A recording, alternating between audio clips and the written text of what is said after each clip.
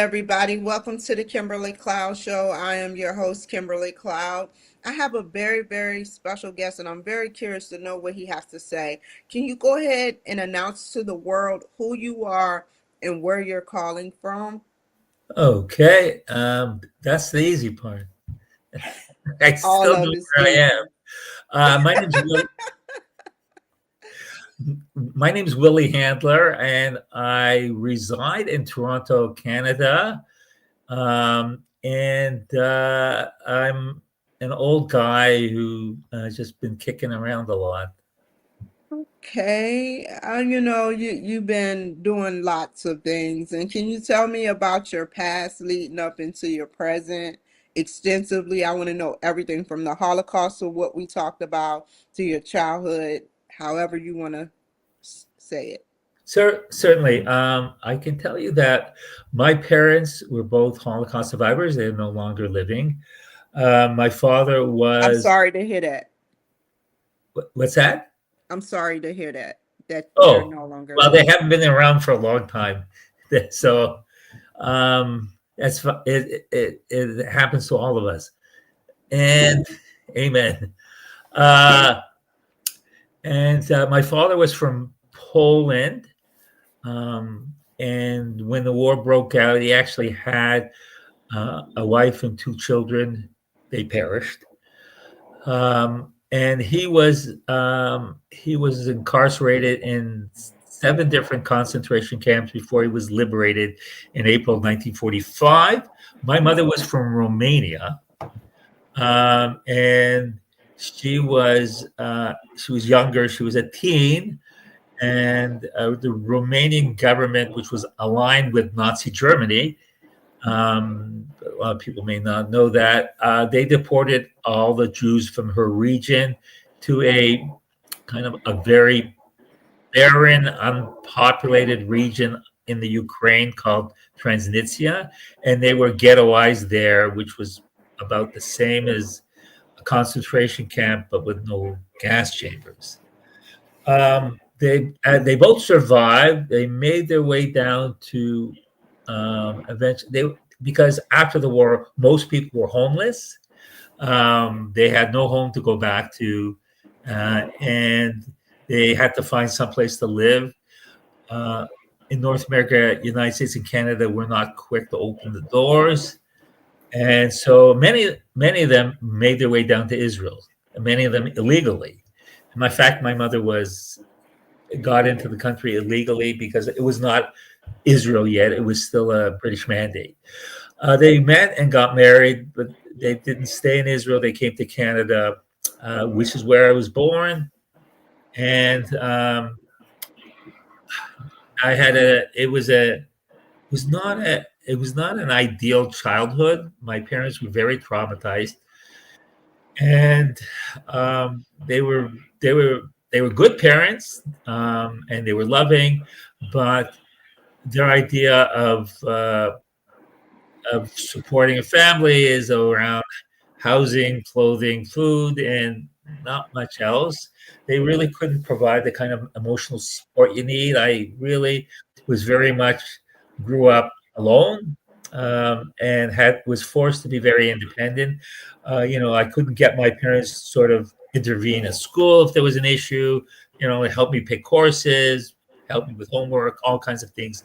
It just was beyond what they were capable of, and they themselves were dealing with their own demons. Uh, Do you have any siblings? I do. I have an older sister who's You're actually not. young. You're the youngest, aren't I'm the you? middle. I'm a middle The child. middle. I'm a Okay. brother. Okay. My sister was actually born in Israel, and Oh she came wow. over when she was 3 years old. Yeah, and so you wouldn't know it because she knows no Hebrew. Uh, and and so as I grew up, obviously I not only did I have sort of issues just coming from my childhood, but as I learned as I got older and older that I had inherited a lot of their trauma. But I was very good at, very effective at sort of bearing it all. I was not very trusting of people. I didn't get close to people. I didn't have close friends. I built this wall around me and didn't let anybody near me. Well, Uh, I'm your friend, Willie. I'm your friend. I, I'm better now. Well, no, I'm actually not, and I still have a really no. I still have a lot of issues with attachment and abandonment, um, and I I'm still struggling with that. I probably will never get over it, but that's okay. Life is life. And I functioned well. I had a very successful work career, and I thought everything was fine.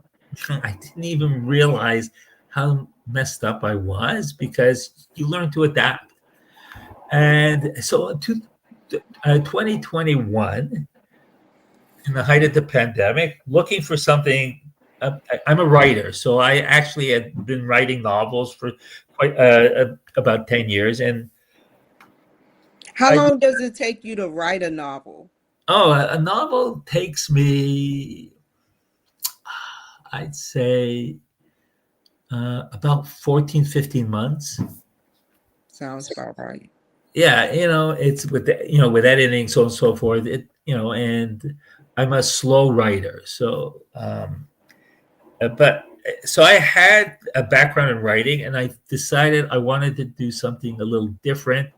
I was also being egged on by my wife, and so she kept telling me for quite a number of years, you should tell your family story. And I'm going, oh,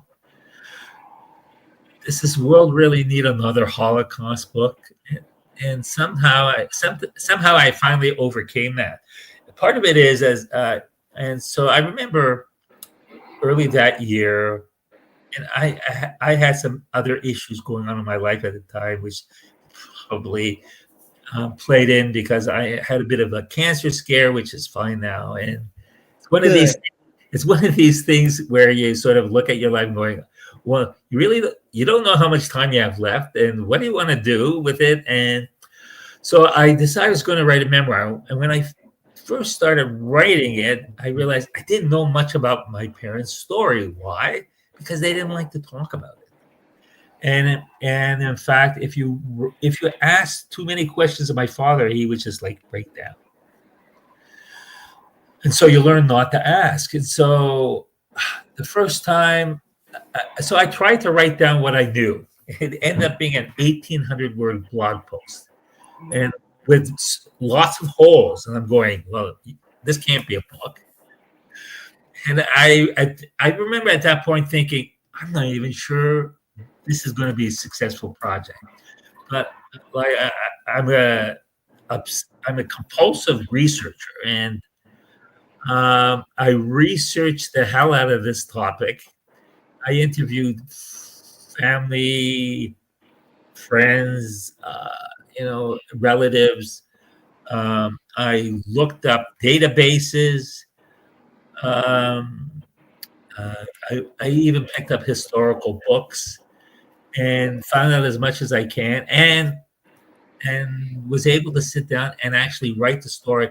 In fact, many people said immediately say that is like one very well researched book. So Excellent. so it's kind of it's in several parts. One is my family's history. I was able to trace back my family, especially my both families, but especially my dad's family, back to the mid 1700s. Tell me, how did you do that? How did you find, Holocaust survivors, and how did you find your family's heritage all the way back to the 1700s? That And had to so be difficult. that it's not easy. I found archives and found all kinds of records, and the reason it goes back only to 1750 in the mid 1700s, mid 18th century, is that there was there was a requirement in Europe to register birth, deaths, and marriages. And some of those records still exist. There are holes in there, but um, some of those records do exist. And I did a whole family tree, The more difficult thing was tracing people who disappeared between 1939 and 1945. Um, and when I say disappeared, they literally, I'm not trying to be disrespectful, went up in smoke. Yeah, yeah. Um, and no trace of them at all. And that was probably my biggest challenge. Can I ask you a question real quick? Do you feel like the challenges of being they were Jewish, right? The ones Yes. that were in the house. Do you Yeah. feel like them actually, getting obliterated and ended up prematurely dying, do you feel like they were not treated as a human? This was inhumane because I believe it was. Well, Nazi race theory basically said that Jews were inhuman, were subhumans. So, as well as other races and groups, and so yeah, they considered them. They didn't consider them to be human, and they didn't treat them as such. And it's still going on today, right? Certain groups and organizations, they want to attack the Jews, Israel, where your parents moved to, you know. Well, Kimberly, you know very well racism is alive and well, Yes. not just in America but around the world, Yes. and and um, and it's not and to me it never makes sense, and uh, but getting back to this my story, which was that Yes.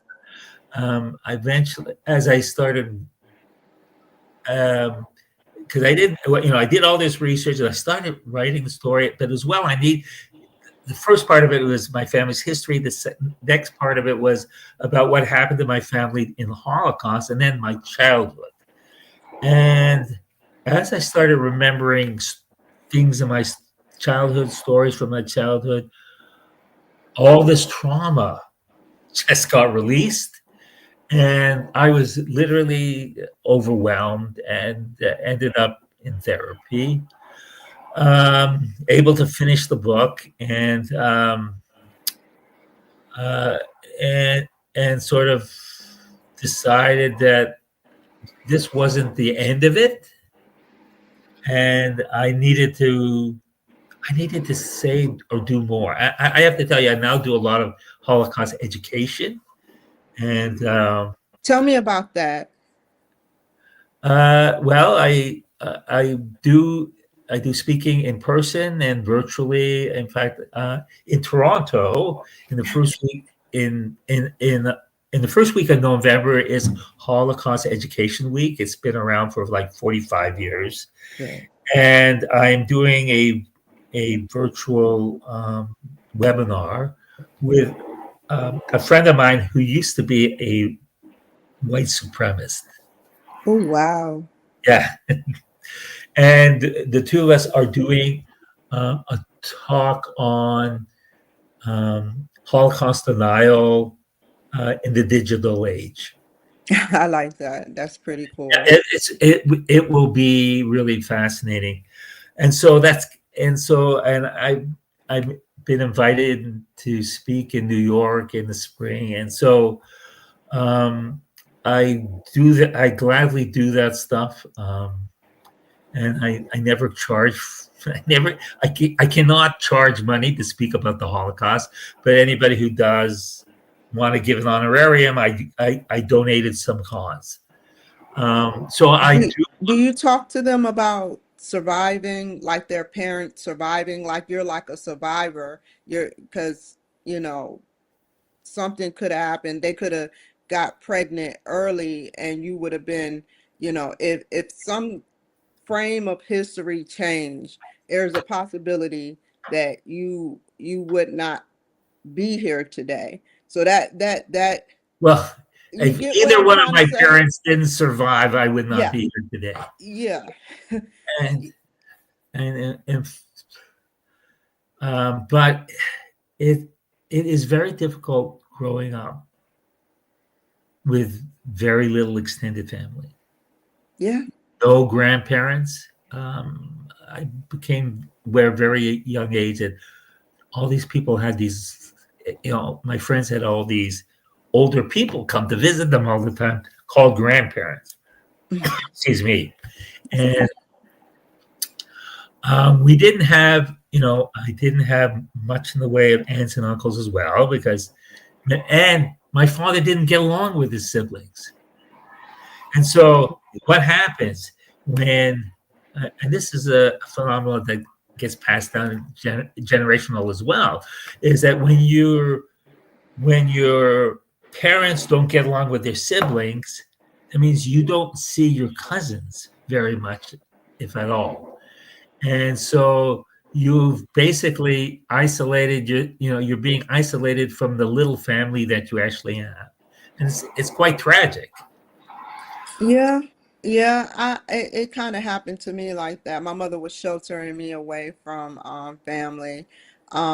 Sometimes that could be a good thing, but too much of anything isn't good. Water, etc.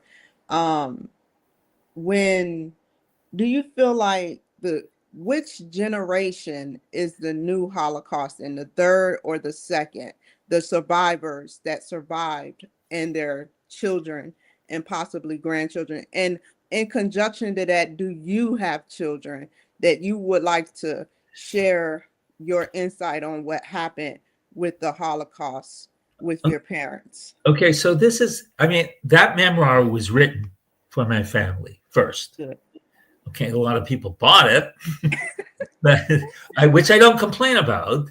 But it was to tell my story, to tell my family story, but and make sure that my family knew, and they know where they came from. Because if you don't know where you come from, how do you know where you're going? How do you know and understand who you are without knowing where you came from? And so, as I was saying, the next when I decided I'm trying to finish my memoir, what did I want to do next? I actually started two novels and abandoned them. I said, I can't, I don't have, I don't have the motivation, the inspiration to write this stuff.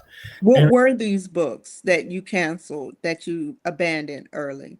What were they about? let me see, what was it? One was about um, one was about a writer who was being um what was it now? He was being I'm trying to It's okay. Take your it's time. okay. It was about a writer, and he Mhm. was being stalked, and it was sort of like a dark humor, a dark comedy. The other one was a sequel to my second novel, which many people bugged me about about writing a sequel, and I think I will next year write it. Okay. But what I started working on was I decided, you know, people like me, the second generation of survivors, they don't talk about their experiences. People don't even understand how traumatized they are. And so I decided I'm going to interview them as well as grandchildren because there have been lots of clinical studies, but I'm not a clinician. So I'm going to take it from a way different. I'm a writer. And so I'm going to take it from a very different perspective. And not only am I not, not just a writer, but I'm also one of them. And so I went about searching for people to interview, and I interviewed over 100 people and put together uh,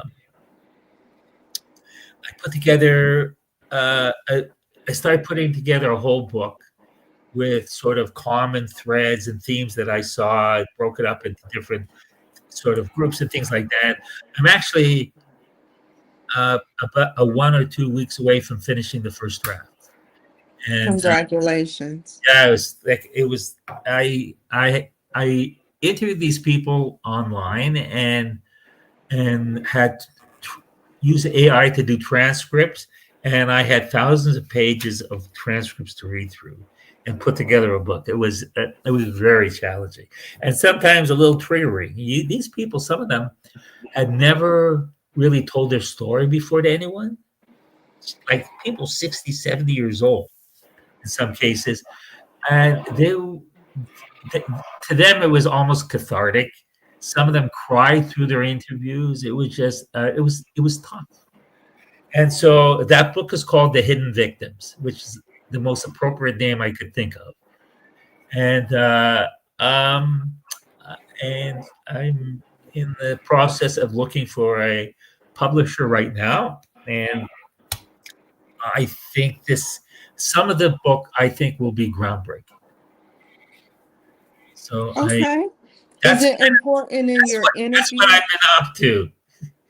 And I appreciate you telling me that. Well said, by the way. Is it important that your interviews, you encourage the people to want to talk? You know what I mean? Like, you encourage because you got information, you extracted information, but what is going to happen to the third or the fourth generation of Holocaust? They're not going to remember everything. As the generations go by, less information get told because just like you said with your parents, you said that they didn't talk to you about the Holocaust. So how do you feel about what I just said? Well, obviously that's an issue.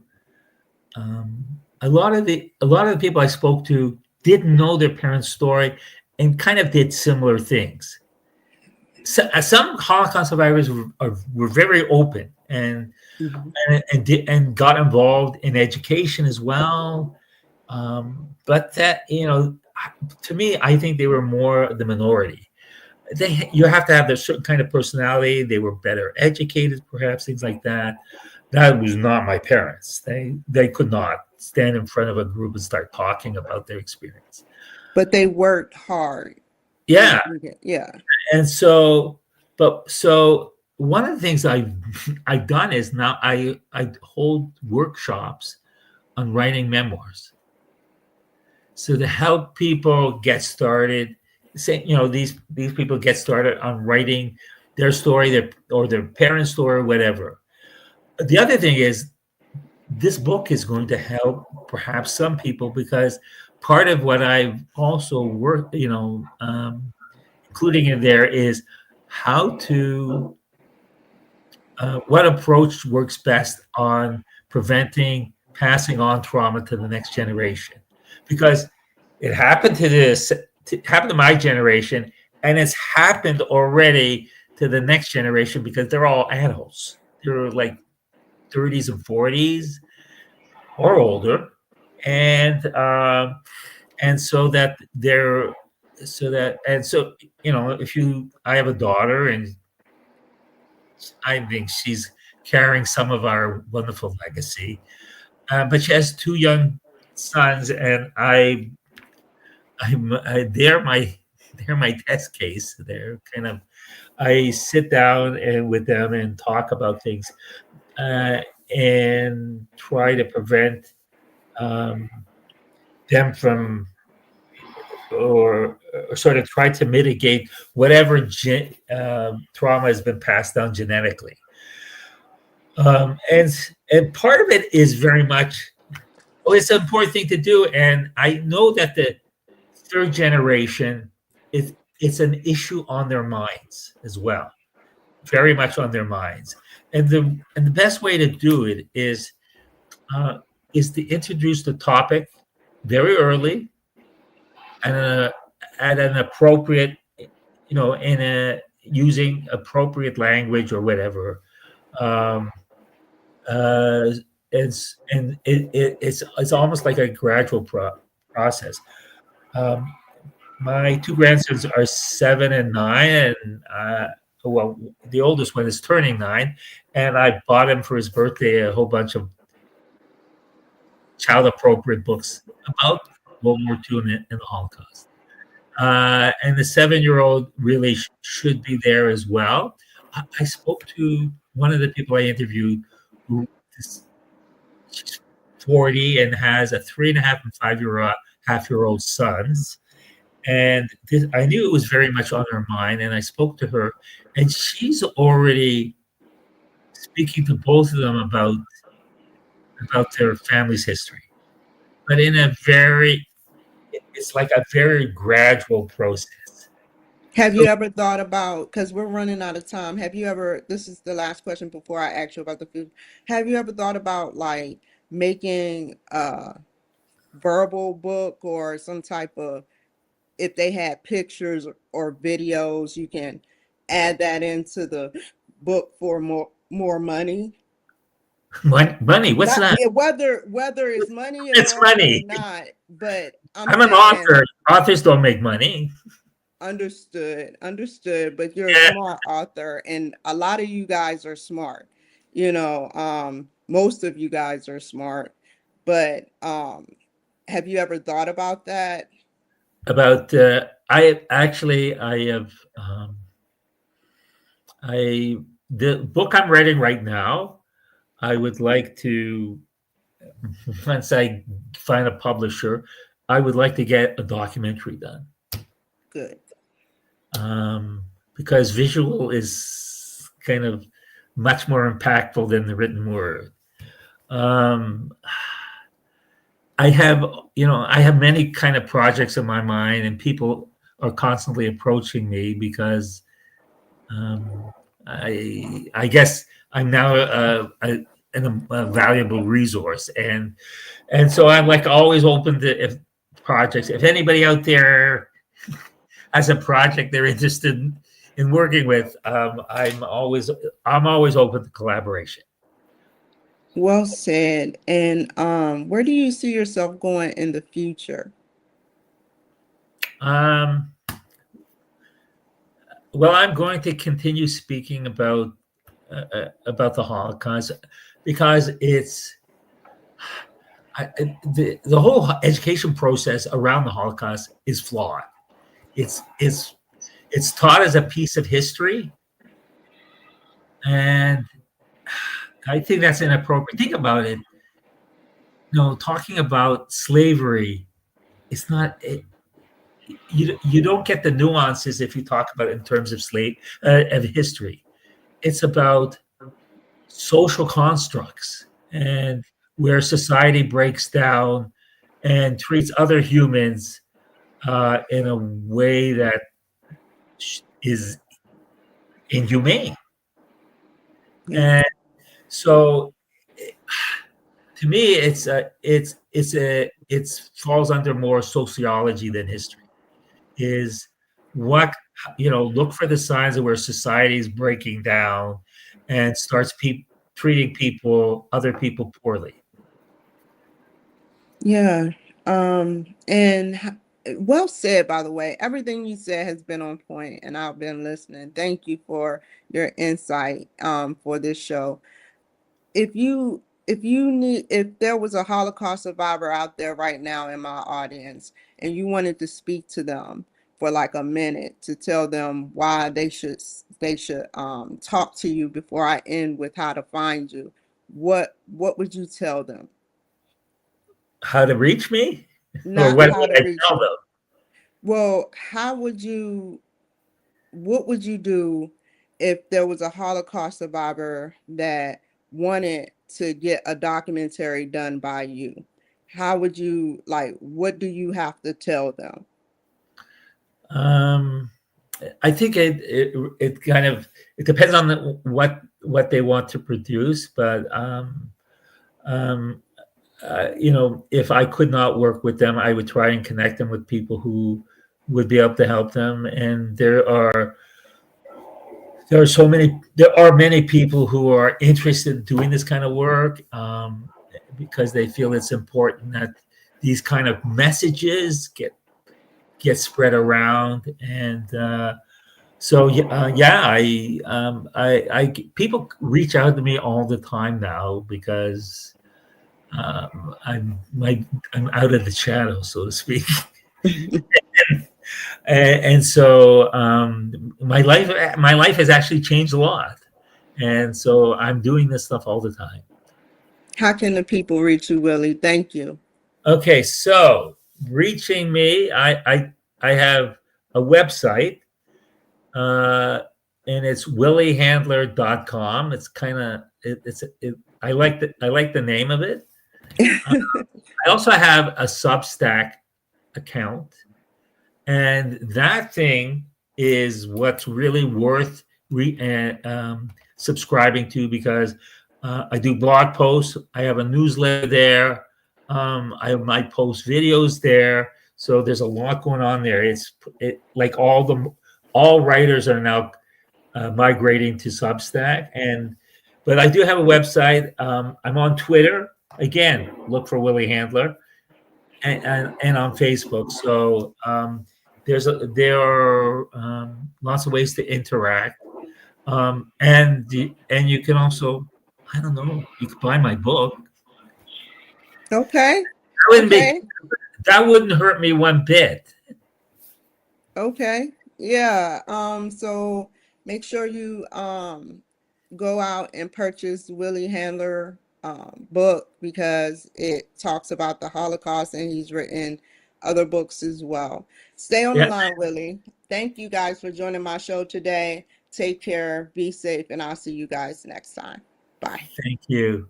You're welcome. Never waste my time. You are I want.